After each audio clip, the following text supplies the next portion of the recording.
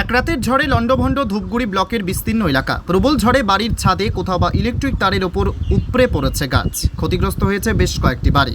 Electric pole উপড়ে পড়ায় বিদ্যুৎ বিচ্ছিন্ন হয়ে রয়েছে বিভিন্ন এলাকা। ধূপগুড়ি ব্লকের মাগুরবাড়ি 1 নম্বর গ্রাম পঞ্চায়েত, গাদং, দেউমালিক, ধূপগুড়ি পৌরসভার একাধিক ওয়ার্ড ক্ষতিগ্রস্ত। গতকাল রাত থেকেই বিদ্যুৎ না থাকায় সমস্যায় পড়তে হচ্ছে এলাকার মানুষকে।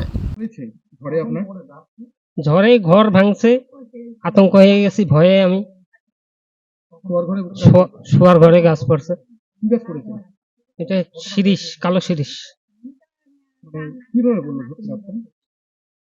গাছটা ওই যে ঝড় এমন একটা পাক দিল, ওই এক পাকেই এক মশরাই শেষ গাছ।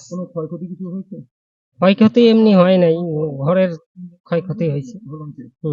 ঘর ভাঙছে।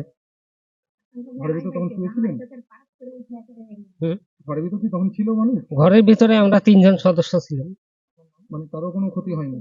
মানুষের ক্ষতি হয়নি, ঘরটাই ভাঙছে।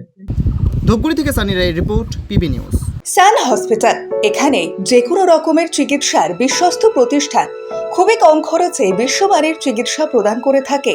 উন্নত মানের ওয়ার্ড কেবিন, পরিষ্কার পরিচ্ছন্ন পরিবেশ দ্বারা সুসজ্জিত চিকিৎসা ব্যবস্থা রয়েছে। এছাড়া স্বাস্থ্য সাথী কাজেও পরিষেবা প্রদান করা হয়।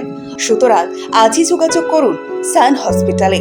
ঠিকানা GT road, Bhangakuthi, Bardhaman. Phone number মনে রাখবেন 9434188262 অথবা 83730954222।